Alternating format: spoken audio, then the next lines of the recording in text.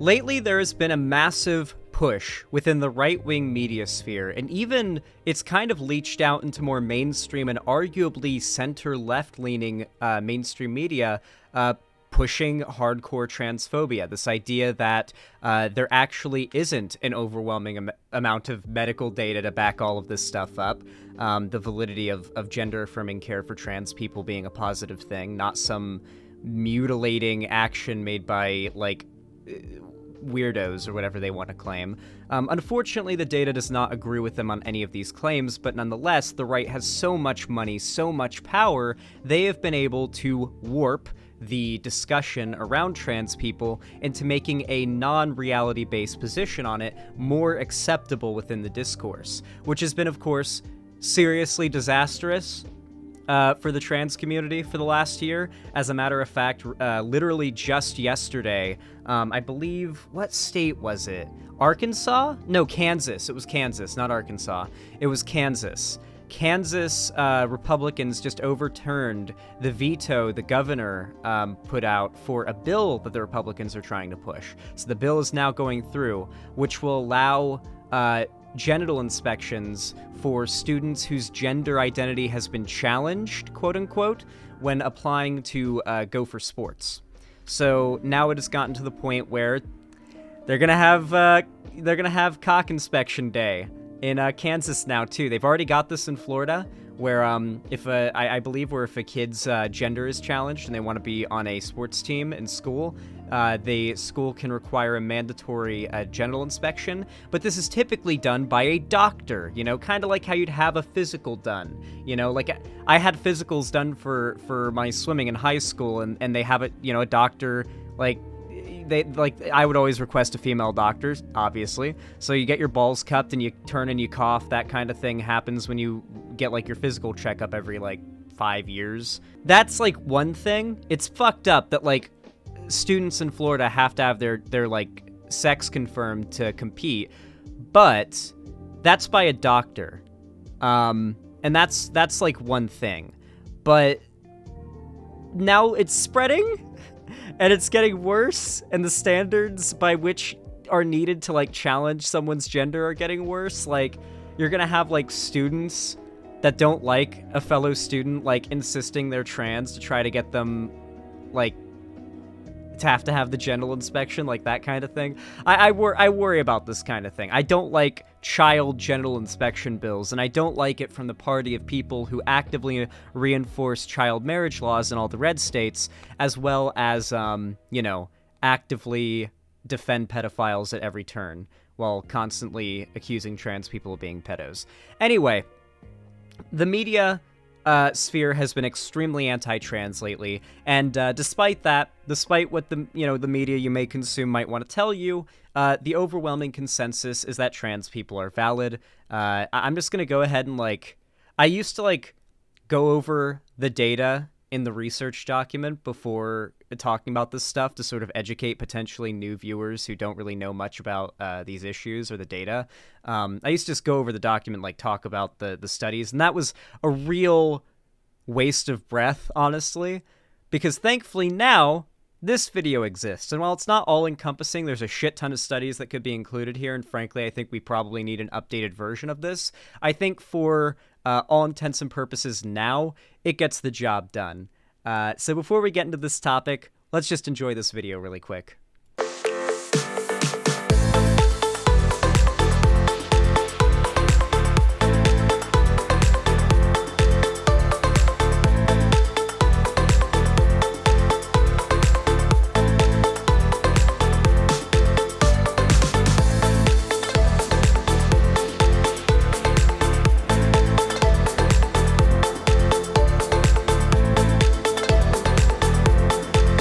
So, right now, the medical consensus is that transitioning is good for trans people. And the people who are currently pushing this hyper, cautious, but what if they regret it? But what if we make the mistakes? What if kids can't, realize what their gender is? This and that, right? Is not actually reflected in any actual data or medical, studies or anything. There are no studies that prove any prevalence of like rapid onset gender dysphoria, for example, like the idea that exposure to a lot of trans people online or in social spaces in real life will cause you to think that you're trans. There's no actual evidence that this exists. The only study that you'll find right-wingers point to that tries to prove this is actually just that it's actually just a poll. Like, it was literally an online survey poll on a website that is a TERF website for parents of trans kids that are transphobic. So the only evidence they have that this exists is from a website where you can just make an account and just vote in the poll. So there's like no verification or anything, that polls parents of trans kids. And the site itself is specifically a site centered around pushing transphobic rhetoric. Like, it was it was like an image board type thing for transphobic parents to go to learn about how they can like repress their kid's gender identity. So you're like specifically pulling from an audience that's likely to say, yeah, I do think my kid became trans because other kids at school said that they could be. Like, of course they're going to say that. Long-term follow-up like surveys and polls that are actually conducted by like, you know, the scientific method and actually have like means to make sure that they're, you know, solid and sound. Those studies have not found at all that there is any existence of rapid onset gender dysphoria. What they have found, however, is the exact same thing that the exact same types of studies back in the 80s and 90s found about gay people. The more normalized being gay is in our society, the more people come out as gay, which means as our society gets more accepting of gay people, you're going to see more people come out as gay, which makes society more accepting of gay people, which makes more people come out as gay. There are a lot more gay people than we actually think there are. Like, inevitably, like, objectively, there are more gay people than we think there are. A shit ton of them are just in the closet. At least a fair amount of them are in the closet. And as society gets more accepting, more of them come out of the closet. This influences society to be more accepting, and this continues from there. That's not true. Being molested turns you gay. Why are there gay people who've never been molested then? Lofi over in YouTube chat. And why are there people who've been molested that aren't gay?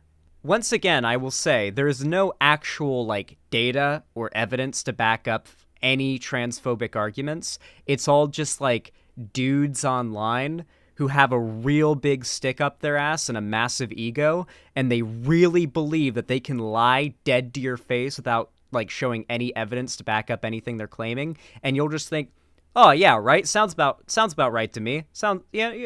Sounds about right to me, and that you won't do any research whatsoever to back any of this up. You get all of your opinions either out of your ass or from content creators online that you watch. Right-wing, like, pundits that have been paid literally millions of dollars to push the conservative party line. You can tell because all of these figures get paid to say the exact same things at the exact same time. It's literally waves of this goddamn, like, culture war shit they all say all at once because they're all getting paid by the same people to say the same shit. My source is I made it the fuck up. Yeah, I do love that little video, though, because it's a very, like, small bite of the data, but still, like, overwhelming, you know? Like, you can't even argue against that small bite of the medical data and consensus around this issue. The reality is that conservatives are actively fighting against the truth, tooth and nail, and every single attempt they make to argue against the validity of trans people is literally them trying to play a game with you. They know you know they're lying, and they're playing a game with you to see how long they can keep you on their terms. Don't play on their terms. Call out the fact that they're full of shit. Break the meta. Get meta with your debate. Point out exactly what they're trying to do with their arguments. Don't engage with them with how they're, like, on the grounds they're trying to engage. When they say being trans is genital mutilation, don't argue, no, it's not, and here's why. Argue, no, it's not, and here's why you're arguing it's genital mutilation. Deconstruct their very worldview, their very rhetoric, because they have very insidious motives behind the reason they say the things they say. Their arguments are very meticulously crafted, and it's insidious. A lot of horrific transphobia has been getting pushed lately through the media, And recently, an article was posted by an individual called Barry Weiss, and the article says as following. This is the tweet, and then I'm going to read the title of the article attached. Carolyn was told that a puberty blocker would relieve her child's psychological distress. That's not what happened. More reporting from inside Washington University's Transgender Center at Emily Yoff. That's the mom. I felt bullied. Mother of child treated at Transgender Center speaks out. She was told medical intervention would help relieve her 14-year-old's psychological distress. That's not what happened.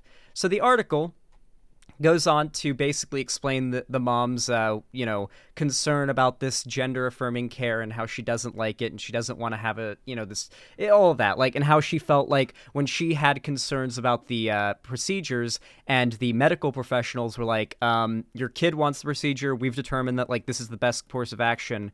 This is no different than, a parent being worried, that they don't want to give their kid a blood transfusion because of religious beliefs or something. Or an organ transplant. They're the only reason you're hung up on this is because of some political bias. Here's the crazy thing. The kid in question, this child who was not really given an opportunity to speak in the article because the article seeks to push an anti-trans narrative, not the truth. The kid in question, who the right feels so keen to speak over, but for, decided to quote tweet that article and proceeded to get 140,000 likes, absolutely ratioing the fuck out of the article with their side of the story.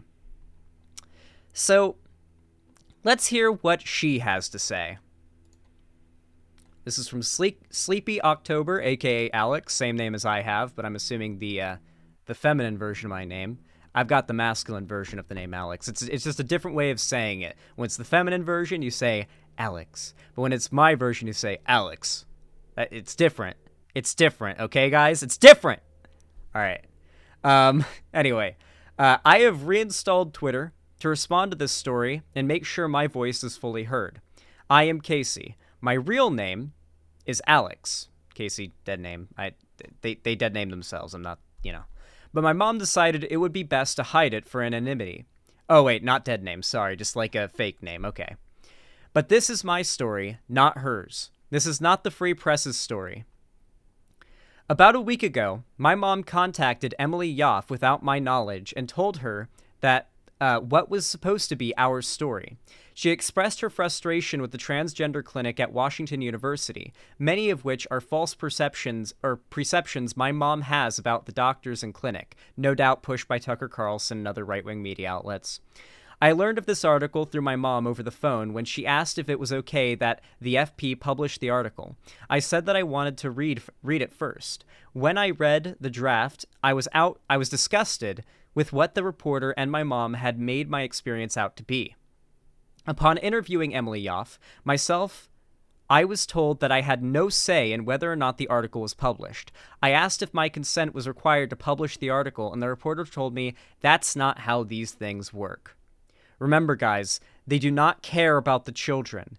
The children are only tools being used to push transphobia. The whole protect the children thing, they do not care about the kids. They want to maximize the amount of dead kids. That's what they're fighting for. The more trans-affirming care they ban, the more dead trans kids there are. That's what they're fighting for. They don't care about children. They want more... In their minds, the only good child is a dead child. Or, I guess, a married to an adult child in their world.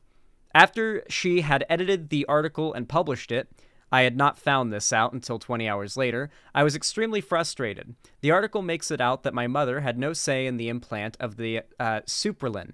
This is completely false. My mother claims that she was pressured into saying yes by the doctors. A big issue they point out is that the doctors quoted suicide statistics in transgender adolescents. I do not deny that these statistics were quoted, but I also sustain that the doctors didn't say, continued, that I was at substantial risk of this. The article mentions that my grades dropped from A's and B's to D's and F's in a semester. This is a completely exaggerated statement. My grades were on a steady decline since 2020 due to unrelated mental health concerns.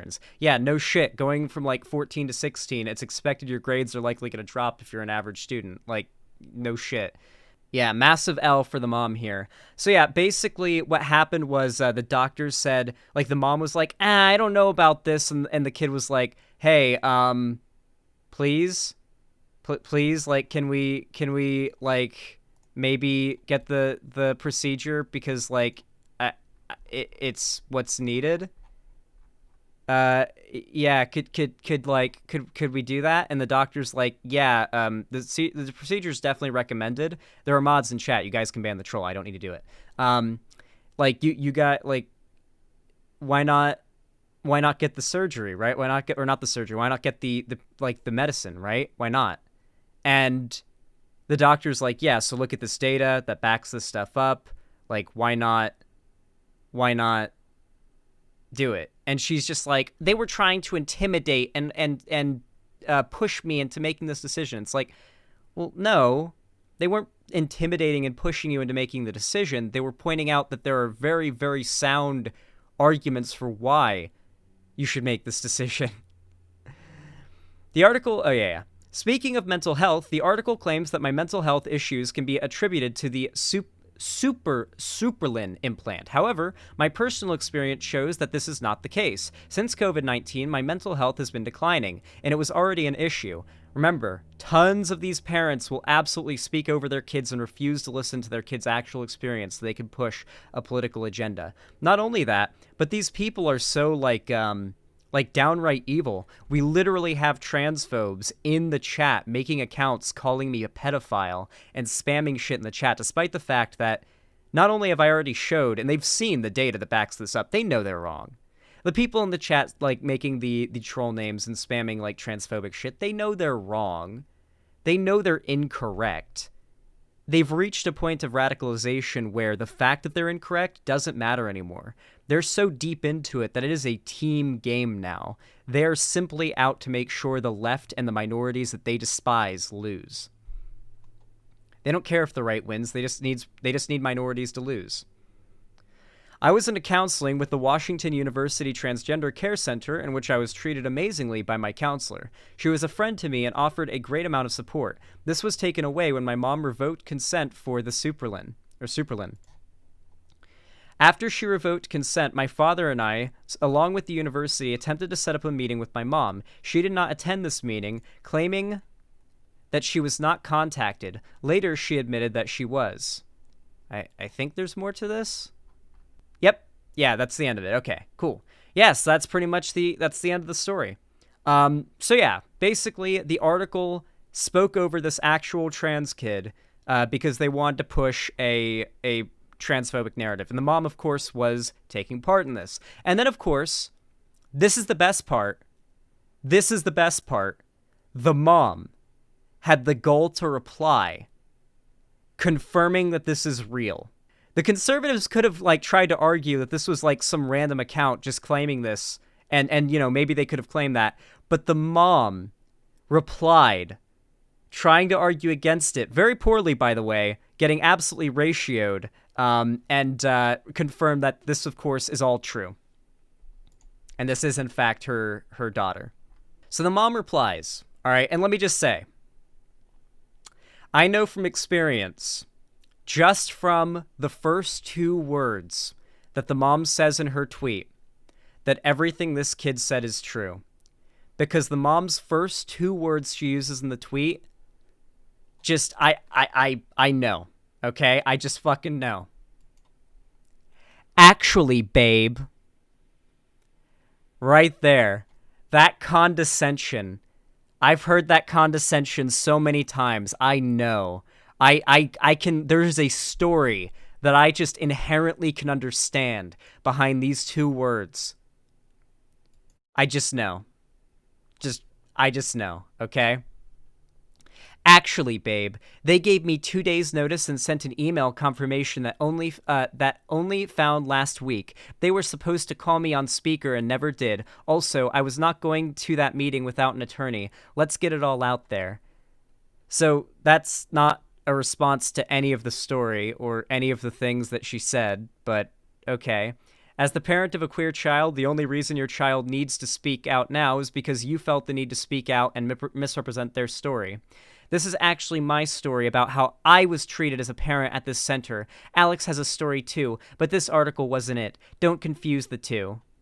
I like Alana Pierce, so I have a massive fucking crush on, by the way. I'm going to say this publicly right now. Alana Pierce could absolutely just stomp me to death, and I would be fine with it. Fantastic response. Did you just fucking say, actually, babe, to your own child on Twitter? Holy shit. Yeah. This mom, piece of shit. Absolute piece of shit. Just the vibe here, the story that we've gotten, and the confirmation of the story that we get from this, absolute piece of shit vibes, especially with what we know from the story. And you know what I will say? I've noticed this is like so consistent among conservative parents online. If they have mama or some like alternative of like mom of blank children, like in their bio, they almost always end up being like mama bear, mommy of whatever kids, like I don't know. It always ends up being some ultra cringe, usually borderline like abusive parent online. Now, I want you guys to wonder right now, in what world would this trans child feel the need to like call out their own mother online like this unless they were being spoken over? The kids are not being groomed. The kids are not being victimized. The people who are claiming this are loudly screaming over them, and they're gleeful of the fact that the kids they're screaming over and weaponizing have no platform, realistically, to fight back against it. This kid has the platform. This kid had the platform, unlike the vast majority of these trans kids do. And there are many stories just like this that are happening, and the right are burying them. Our right-wing dominated culture online right now is burying them. This is not the only story like this, but I'm glad it got as much attention as it did. Keep fighting, Sleepy October.